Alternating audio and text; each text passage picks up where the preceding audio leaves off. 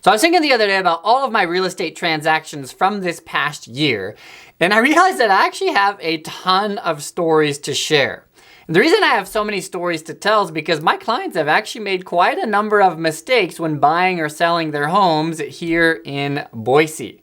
Now, all of us make mistakes, and the goal, though, is to really learn from those mistakes so that we can do better next time. So in this video, I want to share some real life mistakes that actual clients of mine have made this year when buying or selling their home here in Boise so that you can learn from them. And I'll change their identities because I don't want anybody to feel embarrassed. We all make mistakes.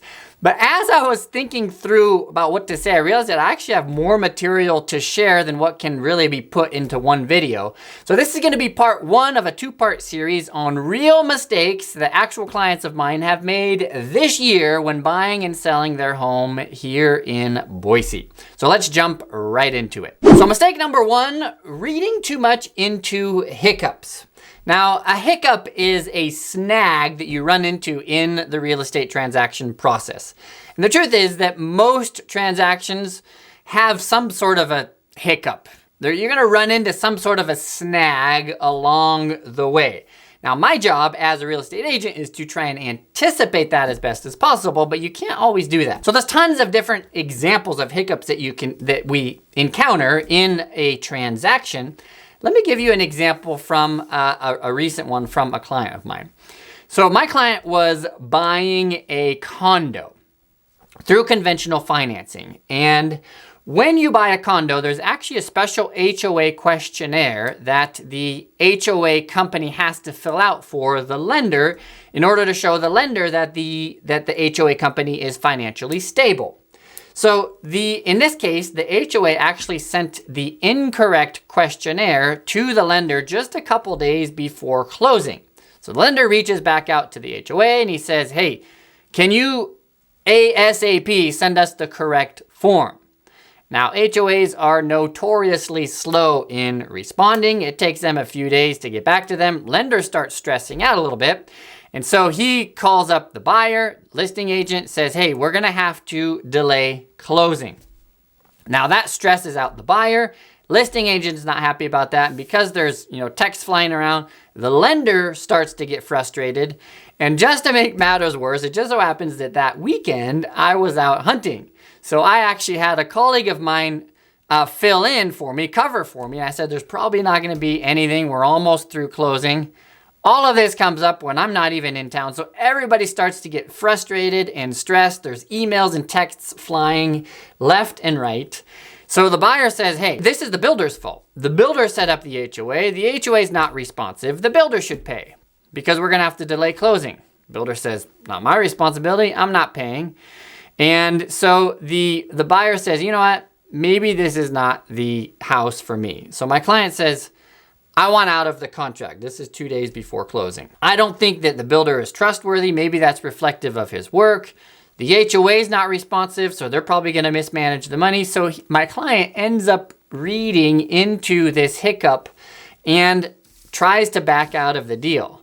Now, thankfully, we were able to talk my client off of the cliff and we were able to get the correct questionnaire. We ended up delaying closing by a day or two. But there's a lesson to be learned here.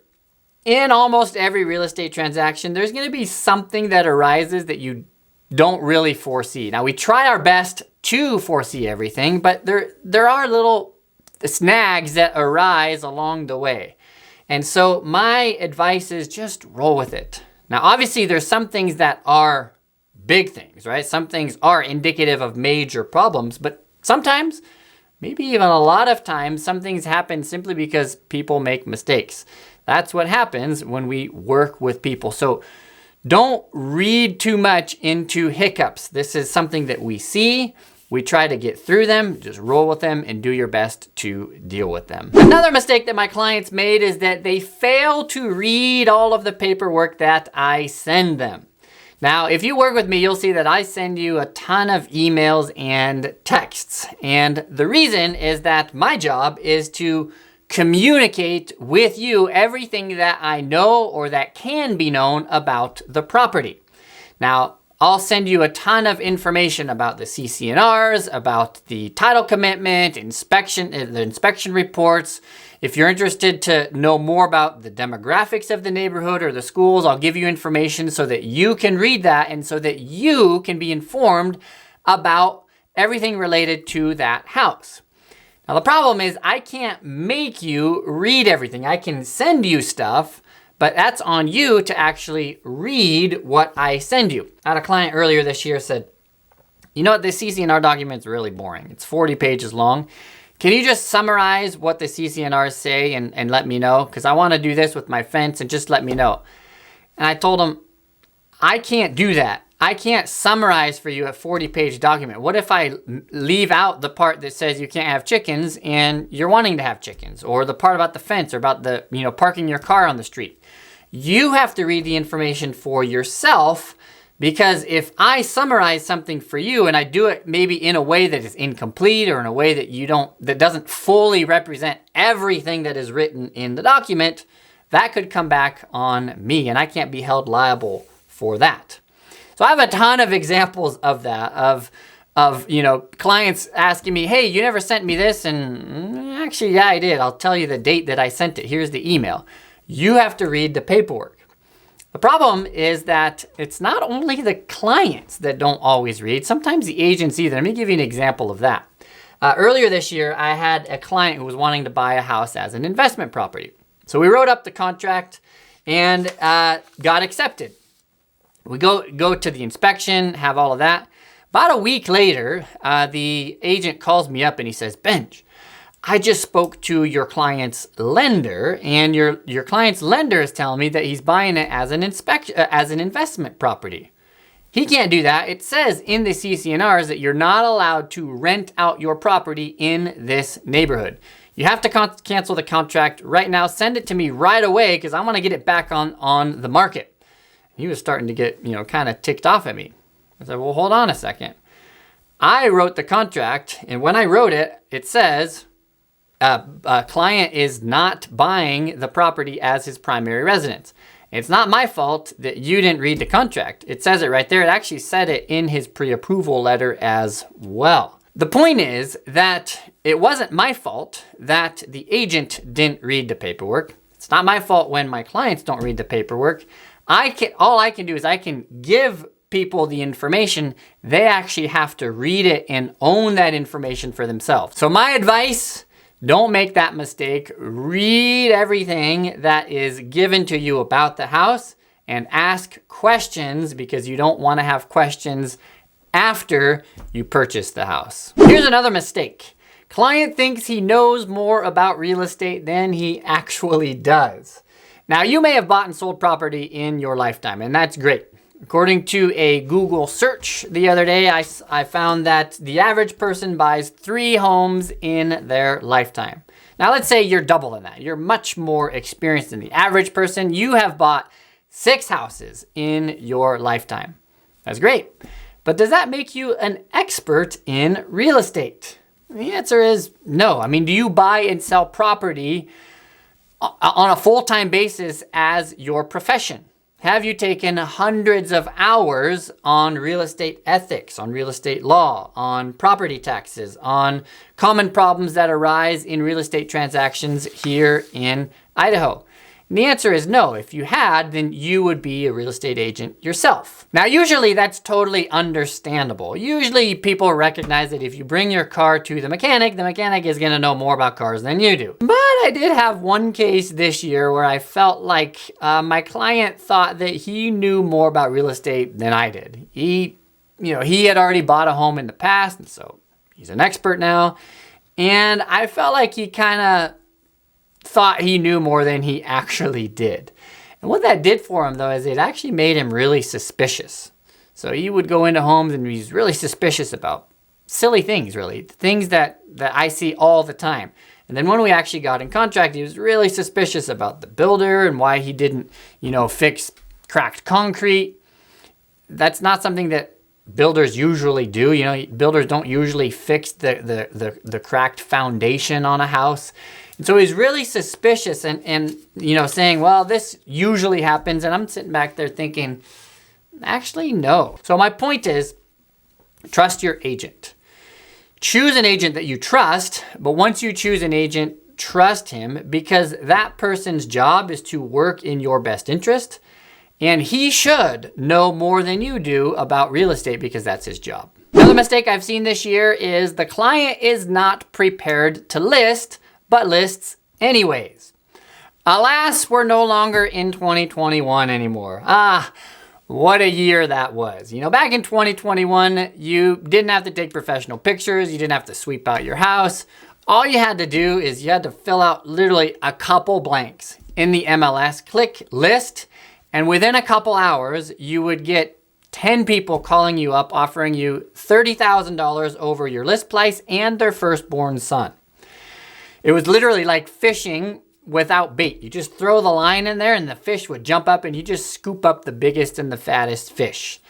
We're no longer in that market anymore, as you know. Today you actually have to work at it. You got to market the property. You got to get your house looking good because you're competing with other people. I took a real estate class a little while ago where the teacher said, you know what the best return on investment is on your house? So somebody said, you know, kitchen remodel. I actually yelled out flooring because I know hardwood flooring, you get your money back out of that. Somebody said a bathroom remodel, and the teacher said, nope. All good thoughts, but no. You know what the best return on investment is? A sponge. 30 cents can turn into thousands of dollars. And I thought that was a good point. It is true. You have to work to get your house looking nice in today's market because there's competition out there. And people aren't just scooping up homes left and right like they were back in 2021. I actually just listed a house this week that I remodeled with my brother in Caldwell. So we actually put, you know, tons of money into this house. We remodeled it. We spent $2,000 on staging. We took professional pictures, you know, $250. We cleaned everything real nice. We fixed everything up really nice. Here's a couple pictures for you to look at. And by the way, if you know of anybody that's interested in a house in Caldwell, I would love it if, you know, somebody from my YouTube audience would actually buy this house. That would be so cool. But seriously, if you know of anybody that is interested in a house in Caldwell, this is a great house. I would live there myself. I think it's a great home. Please let me know. My point is that we spent a lot of money getting our house to look nice, so that we could advertise it and so that it could stand out from the other homes. You can't list your house until it's ready. And I had a client this year who didn't really recognize that. Now, actually, this client was selling a piece of land. And the land had a bit of an issue with it. It was a drainage issue. And it took a few months to actually resolve it. It wasn't a big issue, but we had to go to the city. We had to get a really pretty minor piece of paper. But because we knew there was an issue, I had to write on the listing that there's a drainage issue. And so that actually pushed a lot of potential buyers away. So we ended up, after a few months of, you know, really not getting any bites on it, we took it off of the market until we actually got the paperwork from the city. And then we relisted it, and within a couple weeks, it sold. So the point is that you should hit the like button if you're getting value from this video. It'll make you feel better too. I'm just kidding. Do hit the like button, but don't list your house until it's ready. Make it look great. You have to make it stand out. You got to make it somehow look better, more appealing than the other houses on the market, because we're no longer in 2021. Here's a big one. Failing to keep up on house maintenance. Now, I have been to literally hundreds of homes that have been ravished by the wrecking ball of time. And yes, time is a destructive wrecking ball. I'm constantly amazed by how people let their biggest asset, maybe their only asset, just rot away. They literally don't lift a finger. They don't maintain their homes at all. But the truth is, it will cost you money to own a home. Now, as I said, I just remodeled a house in Caldwell. Here's a picture again, just in case you wanted to see it again. But the project, for the 1,000th time, reminded me how expensive it is to maintain your house. I mean, just a paintbrush at Lowe's is $10. You know, you go into Lowe's, you spend $1,000 and you come out with 2 little bags and, you know, half of a quart of paint. And you're like, what did I just spend $1,000 on? It costs a lot of money to maintain your house. And so you have to be maintaining your house little by little. If you leave it all for the end, it's going to be so overwhelming and it's going to be so much money that you're not going to be able to afford it. And unfortunately, this is a mistake that I saw a client of mine make this year. He had lived in his house for 30 years, but he hadn't lifted a finger over that entire 30-year period of time. I mean, the carpet was totally wrecked. The kitchen was totally outdated. The doors had cracks in them. There's cobwebs everywhere. I don't think he ever cleaned his house, ever. And it was run down to the point that by the time he was ready to sell it, it was way too big of a project for him to do anything on it. And so ended up having to sell the house as is. If he had been maintaining his house even just a little bit over the 30 years that he owned it, we could have easily sold it for $50,000 more. So my advice, do a little bit of work on your house every week or even, you know, every month. Just do a little bit. If you do that, you'll enjoy your house more when you live in it because your house will be more fresh and more modern. And then when it comes to sell, you'll be able to sell it more quickly and for more money. So those are 5 mistakes that clients of mine have made this year when buying or selling their home here in Boise. Unfortunately, they've made other mistakes that you can avoid, and I'm making a video on that. So when that video is ready, you'll be able to click on it right here. In the meantime, though, if you have any questions about real estate here in the Treasure Valley, please reach out to me.